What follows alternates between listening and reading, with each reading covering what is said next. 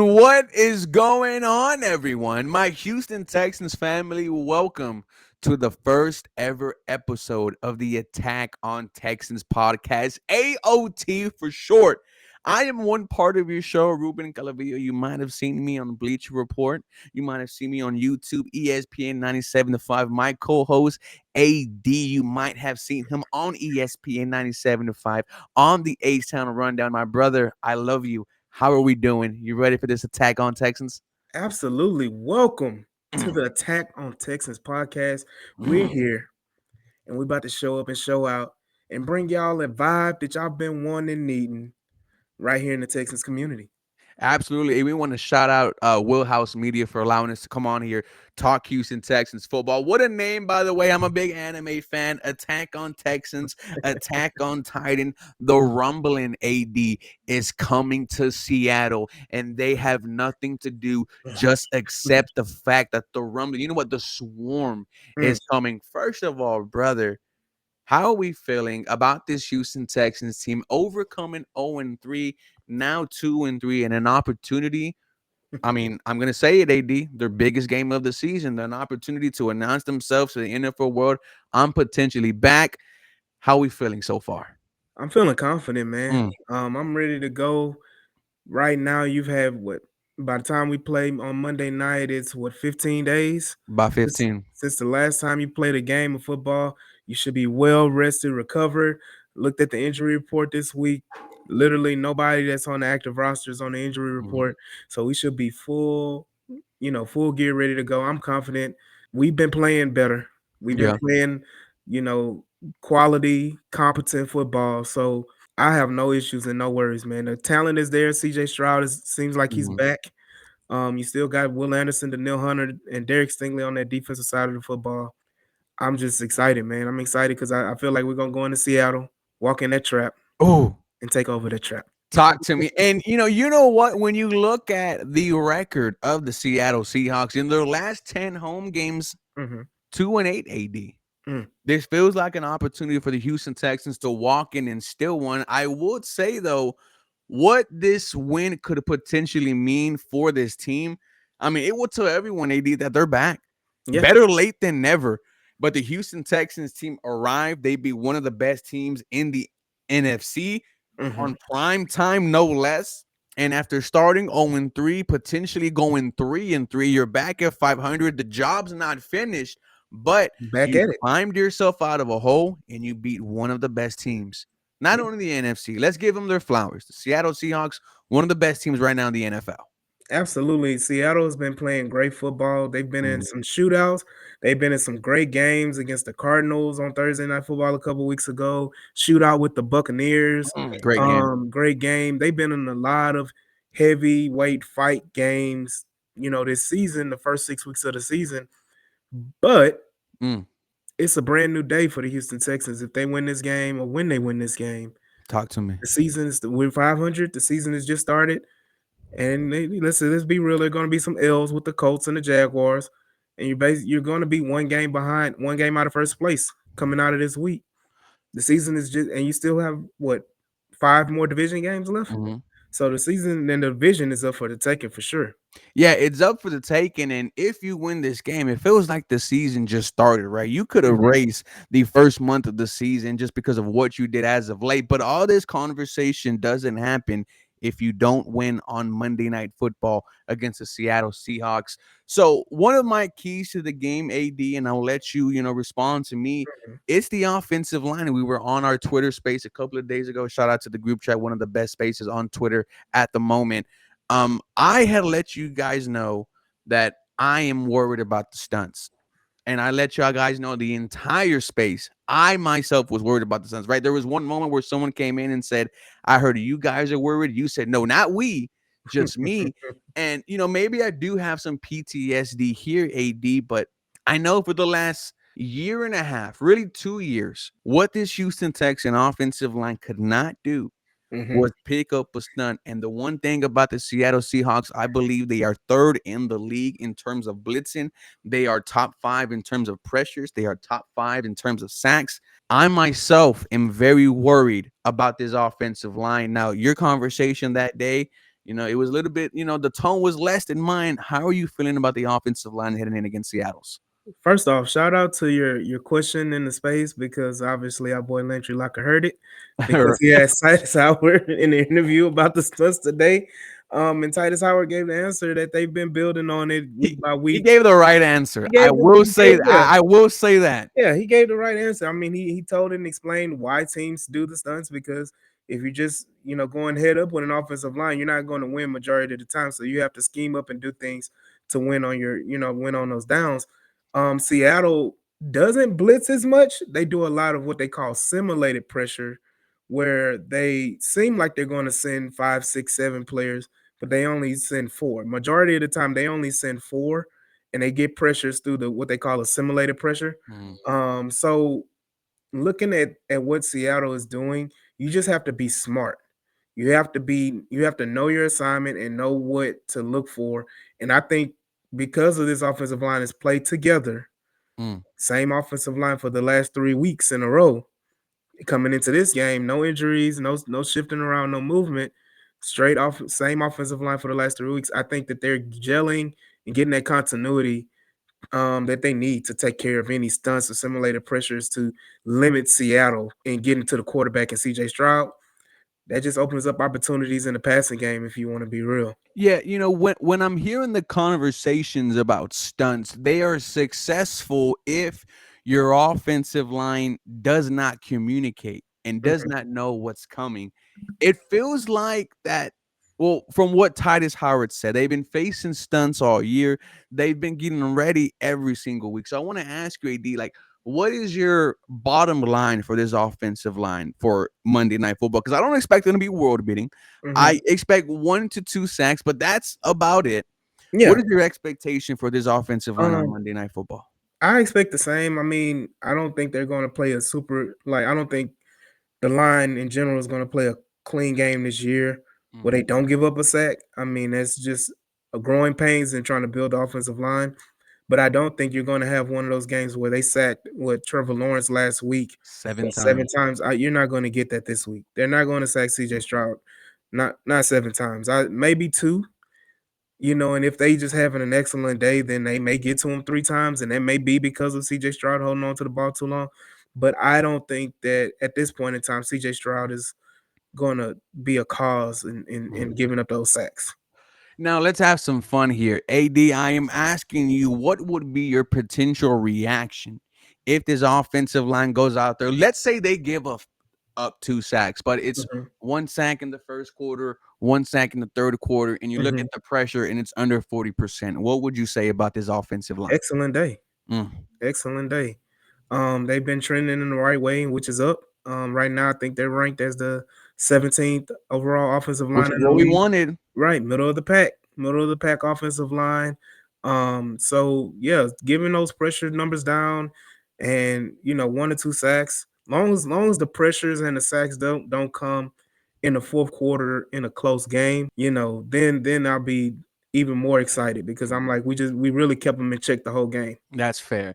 Now, moving on to my second key to the game, we're moving on to the defensive side here. I think everyone's looking forward to the matchup between JSN, Jackson Smith, and Jigba, and number 24 for the Houston Mm, Texans, all pro Derek Stingley. JSN this year, AD, he's having that Pro Bowl year that D'Amico Ryan's just talking about, but I just don't think it's Pro Bowl. I think it's all pro worthy as absolutely. well. I'll answer your all pro Seattle with my all pro Derek Stingley. AD, how are you feeling about the matchup between 11 and 24? Shout out to Derek Stingley, newly engaged Derek. Newly engaged. You saw that rock? Yeah. Couldn't be me. Hey, 90 million get you a lot of things. But Derek Stingley has a challenge that I think he's been kind of amped up for. I Mm, don't think you've had a receiver this year, no disrespect to Mike Evans. Mike Evans. I want to say Puka Nakua, but they had Stingley was mostly on Devontae Mhm. Adams. But of this year, I don't want people to go back and say, "Oh, you didn't mention Puka." No, I mentioned Puka, but I don't think Derek was really on Puka that much on week 1. But you looking at Mike Evans, no disrespect to Mike Evans, BTJ, DeAndre Hopkins, or whoever is in Baltimore. They haven't played anybody as talented or as dangerous as JSN is this Mhm. year. That's fair. And I think that this matchup is just Derek Stingley kind of showing, hey, I'm still that all pro guy. Don't forget about me. You may think you forgot about me, but don't forget about me. I'm still that guy. And I think he's gonna step up to the challenge and take it and handle business. Yeah, and I like how you said don't forget about me because when we talk about the NFL, last year is really last year. And if Derek Stingley goes out there and let's be honest, JSN's having that type of year where he's having 100-yard games after 100-yard games. If you keep him under 100, you keep him under 80. Hmm. I'm saying Derek Stingley won the matchup. Oh yeah, absolutely. Honestly, he's going off on teams for 160. Hmm. Like if you hold them to 100 or less, that's a win that day. Because I don't see the other options really showing up for Sam Darnold. Cooper Cup is okay. The tight ends are okay, but they don't have any explosive weapons really outside of JSN in the passing game. So you handle JSN and you take him out of the game, that limits whatever Seattle's trying to do offensively. Is Derek Stingley following JSN the entire game? He better. Mm. Like I don't need to see Kamari or Jalen Petrie or anybody else on JSN. That's just a recipe for disaster. And I don't no knock on Kamari Lassiter. He's playing great again this year. But this is why we paid Yeah, Stingley. this is why Stingley gets paid 30 million a year.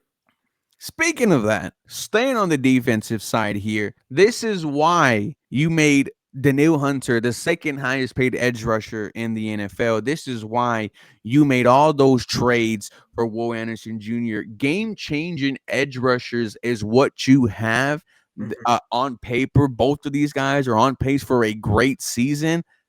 This Monday Night Football, they need to be the reason why the Seattle Seahawks offense, which is top 10 in the NFL, damn near top 5, mhm. is shut out. I need Will Anderson Jr., AD, and Daniil Hunter to wreak havoc. Absolutely, I think this is a game where you can tee off and have them just go beeline to the quarterback because let's be real, Sam Darnold's not a mobile guy. You don't have to Mhm. worry about Sam Darnold breaking out. He may get a scramble here and there, but he's not a runner. Um, you can get to him similar to how you got to Cam Ward. Their offensive line is not that great. Their offensive line is okay, but they still have some deficiencies. I think on the right tackle, as well as that interior. So if you talking about stunts on our offensive line earlier, we should for sure have a lot of stunts where you see Daniil Hunter and Will Anderson coming up the middle on the stunt, Mhm. blitzing and knocking the hell out of Sam Darnold and getting him or making him uncomfortable, creating turnovers. No, absolutely. Especially when you see that the Seattle Seahawks center, he's one of the worst. No, he's not one of. He's the worst rated offensive lineman according to Mhm, PFF. But no, I think I agree with you. I think Will Anderson Jr. and Daniel Hunter need to have a big game in order for the Houston Texans to win one. Moving back to the offense, AD, running the football is very key to me. We all know the run opens up the pass, and Woody Marks, Nick Chubb. I expect Woody Marks to be the go-to back in this mhm, game. We need to see efficient running and consistent efficient running. Easier said than done, AD. The Seattle Seahawks are top 5 against the run, which is why, ladies and gentlemen, right? If we stray off this conversation a little bit, AD, one of the best defenses in the NFL, the Seattle Seahawks have. mhm, One of the best offensive they have also. You win this game, AD. We're freaking back. mhm. Ah, I Look, can't wait. look, I'm telling you right now, everything that we looked at going into the season with the Nico Collins, the rookies at wide receiver, Nick Chubb, Woody Marks, running the football. Hell, even Dalton Schultz playing, doing what he's doing this He's year. he's playing okay. You know, you have the weapons to put up enough points to beat Seattle.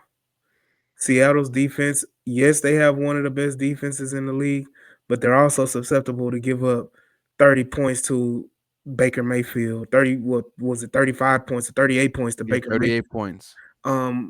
Susceptible to give up 29 or whatever it was against Arizona.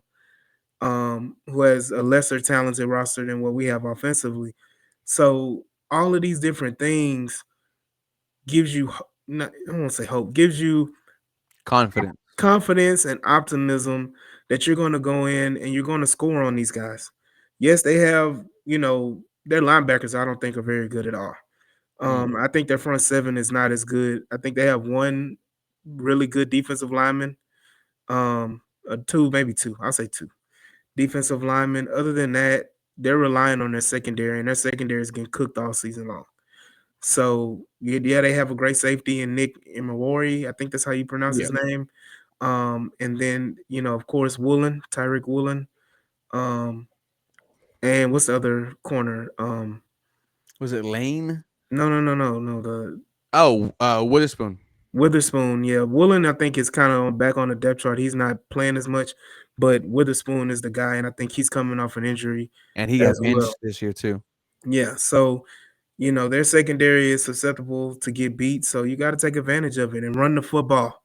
Run the football. Like Mm. that's one of the keys to success for this offense is you have to run the football and stay consistent and be successful running the football. And my last key to the game, AD, it's the man behind me. Hmm. It's CJ Stroud. It's him putting the Superman cape if he has to. I need CJ Stroud on Monday Night Football, AD, to overcome every obstacle. He needs to show us that he can indeed win the big game.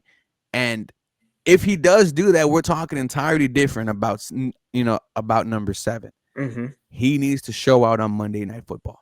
Yeah, absolutely. CJ Stroud has to take advantage of this opportunity and really take the team and put him on his back and play great football. I mean, the last 2 weeks he's albeit not so great teams on that side of the football, but I think he had an 81.8 completion percentage Mm. the last 2 weeks with a 143 point whatever passer rating. Damn near perfect. Damn near perfect passer rating. I think it was like 700, not 700. What was it?